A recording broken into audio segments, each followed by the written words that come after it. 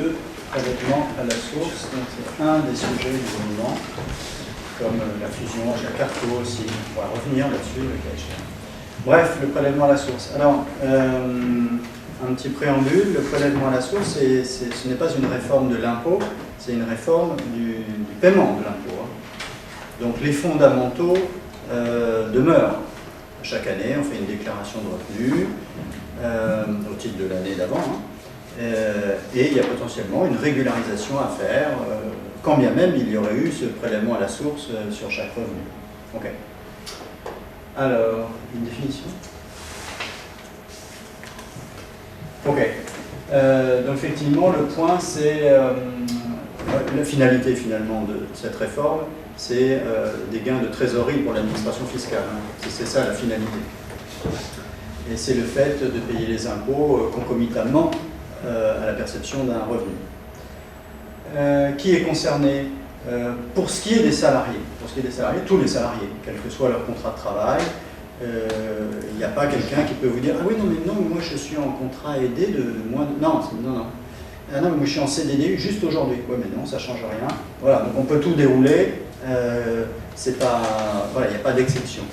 Peut-être le cas de figure des salariés étrangers peut être rappelé. Hein. Pourquoi? Parce que vous savez que déjà aujourd'hui, depuis longtemps, il y a une retenue à la source hein, pour eux, modulo les éventuelles conventions fiscales bilatérales, mais il y a une retenue à la source, c'est la règle. Hein. Donc effectivement, pour eux, ben, le prélèvement à la source n'a pas à être mis en œuvre parce que, en quelque sorte, il existe déjà. Les employeurs sont tous concernés. La question de « Ah oui, moi je suis une petite association », bah non, ça ne change rien. Je suis une grosse société, mais ça ne change rien non plus. Ah, moi je suis une structure de droit public, hein. Ben non, ça ne changera rien non plus pour elle. Voilà. Une particularité pour les particuliers employeurs, ça ne sera en œuvre qu'en 2020. Mais bref, en résumé, tout le monde est concerné. Excusez-moi, pour les personnes concernées à gauche, les gens qui sont aux AGSA, mais sont des artistes, ils ne rentrent pas dans cette catégorie? Dans la catégorie des salariés? Ouais. Non, ils sont pas si... Bah non. Ouais, non, c'est des auteurs. Ouais, d'accord. Là, je faisais juste un zoom sur les salariés. Ce que je voulais juste dire, c'est que la nature du contrat de travail n'a pas d'impact sur le fait d'être redevable ou non. Pour ce qui est des auteurs, peut-être on en dit deux mots un peu plus loin, les auteurs ne sont peut-être pas salariés, ils peuvent l'être aussi. Dans tous les cas, ce sont des contribuables. Donc il y aura aussi un prélèvement à la source pour eux. On va voir qu'il y a une autre modalité que celle de la retenue opérée par le débiteur du revenu. Alors justement, le débiteur du revenu, l'employeur est un débiteur de revenu. C'est un intermédiaire entre le contribuable, enfin pour le coup entre le salarié et l'administration fiscale. Et c'est lui finalement que l'administration fiscale sollicite pour opérer, pour faire son job, quoi, finalement. Ok. Et donc son rôle, effectivement, comme c'est indiqué, c'est de faire ce prélèvement à la source du revenu. Avec quoi? Avec un taux. Et donc ce taux, soit il lui est fourni, soit il ne l'a pas. Et dans ce cas-là, on va le voir, on utilise le barème des taux non personnalisés.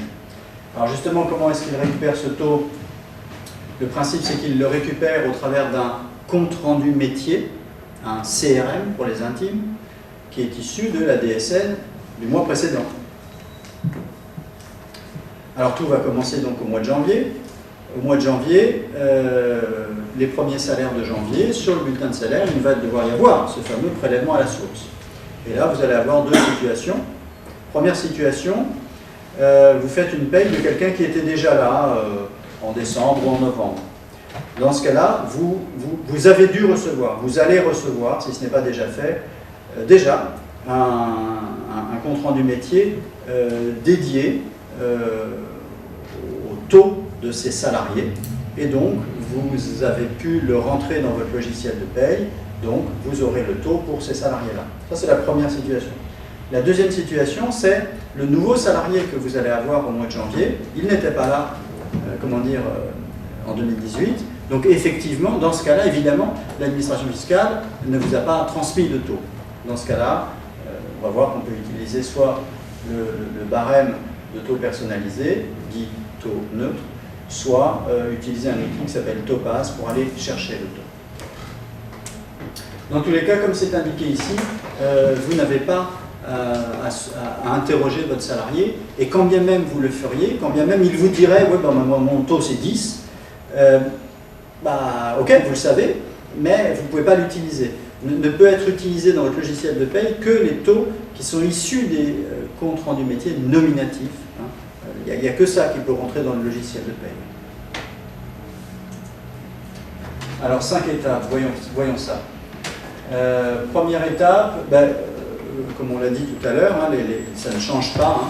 On fait sa déclaration de revenus, grosso modo au mois de mai, et on fait ça en ligne hein, maintenant, et automatiquement l'administration fiscale, une fois qu'on a appuyé sur le bouton, donne le taux. Le taux, c'est lequel? C'est le taux du foyer fiscal. Alors si vous êtes seul, ça fait un foyer avec une personne, mais si vous êtes en couple, ça fait le taux du couple. C'est donc un calcul automatique. Bien. À partir de là, vous avez deux options. Prenons la première option où vous autorisez l'administration fiscale à ce qu'elle transmette ce fameux taux à vos employeurs. Dans ce cas-là, vos employeurs connaîtront votre taux et pourront l'utiliser pour calculer ce fameux prélèvement sur les bulletins de salaire. Sur quelle base? Sur la base du net imposable. Et vous aurez, le contribuable aura, le cas échéant, une régularisation à faire. Pourquoi?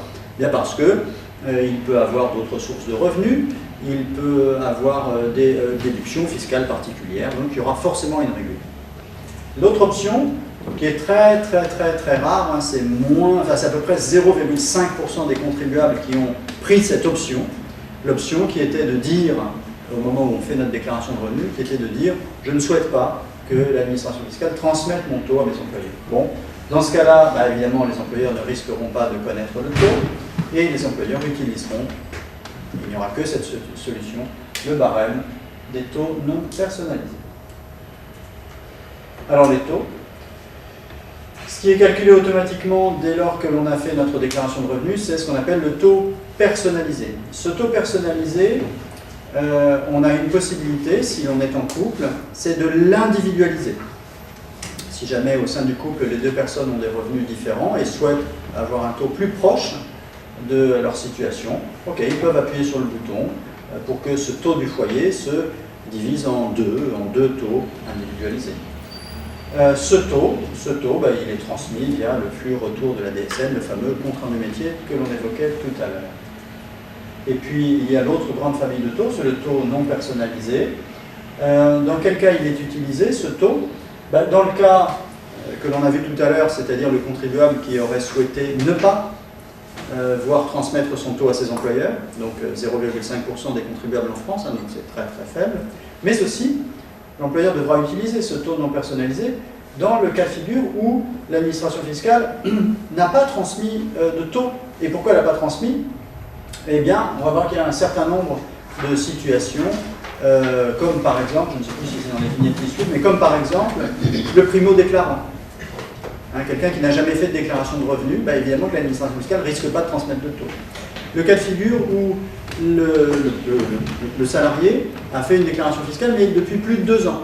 Dans ce cas-là, le taux n'est pas transmis. Dans les cas de figure aussi où le contribuable n'a pas pu être identifié par l'administration fiscale pour une raison technique sans doute. Et puis aussi, le cas de figure où vous faites appel, alors ça peut être le cas très clairement pour les mineurs de moins de 16 ans, qui sont rattachés automatiquement à un foyer fiscal. Dans ce cas-là, ils n'auront pas de taux propre. Ce n'est pas parce qu'ils l'ont choisi, c'est parce que l'administration fiscale n'a rien à fournir. Ok? Alors, les artistes et les techniciens dits intermittents du spectacle. Premier point à bien mettre en avant, c'est qu'il n'y a pas de spécificité liée aux intermittents du spectacle. On a beau chercher partout sur le net, il n'y a rien. En revanche, il y a des particularités concernant les salariés qui sont embauchés sur des contrats dits courts, c'est-à-dire des contrats de travail de moins de 2 mois, et, il y a une deuxième condition, si l'employeur n'a pas le taux. Donc si ces deux conditions sont réunies, l'employeur n'a pas le taux et le contrat de travail est de moins de 2 mois, dans ce cas-là, il y a une particularité Eh bien, quelle est-elle, cette particularité? C'est que je calculerai le prélèvement à la source au travers du barème du taux non personnalisé, certes, mais je le calculerai non pas sur le net imposable, mais sur le net imposable moins un abattement qui est de 50% du SMIC mensuel imposable, 615 € en 2018. Donc, la particularité, elle est là, d'un point de vue très concret, opérationnel pour les employeurs. Tu peux expliquer la philosophie de cet abattement? Pourquoi il est là? Ben, l'administration fiscale a mis en place cet abattement parce que on a considéré que les personnes qui étaient embauchées en contrat court, en contrat de moins de 2 mois, évidemment, on peut imaginer qu'ils étaient plutôt dans la précarité et qu'il n'y avait pas forcément des revenus de manière très régulière, et donc on n'allait pas les imposer totalement au moment où ils percevaient leur production. La particularité, enfin, comment dire, l'opposition de ça, c'est le fait que, imaginons par exemple nos artistes et nos techniciens qui auraient des salaires et qui se retrouveraient systématiquement dans cette situation, c'est-à-dire avec des employeurs qui n'ont pas leur taux et avec un contrat court. Donc très souvent, de par le calcul, je crois que Hugo nous montrera des exemples tout à l'heure, on va avoir un taux à 0, donc pas de prélèvement. Ok, très bien. Mais il est important pour eux qu'ils anticipent la régule du mois de septembre et donc qu'ils aient fait attention à avoir la trésorerie nécessaire pour régler leur impôt à ce moment-là. C'est un petit peu l'autre côté de la balance. Alors, certes, il y a cet abattement qui permet effectivement à ces personnes de ne pas se voir imposer tout de suite, mais pour autant, l'impôt sera bien dû. Donc, employeur, contrat de travail à durée de moins de 2 mois, je dispose du taux. Bon, c'est pas un sujet, j'applique le taux. Je ne dispose pas du taux. Dans ce cas-là, j'utilise le fameux barème de taux non personnalisé et j'applique l'abattement.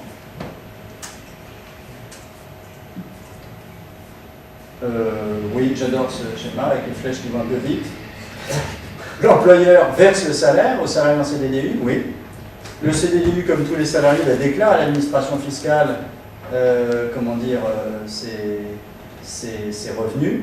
L'employeur reverse le montant de l'impôt.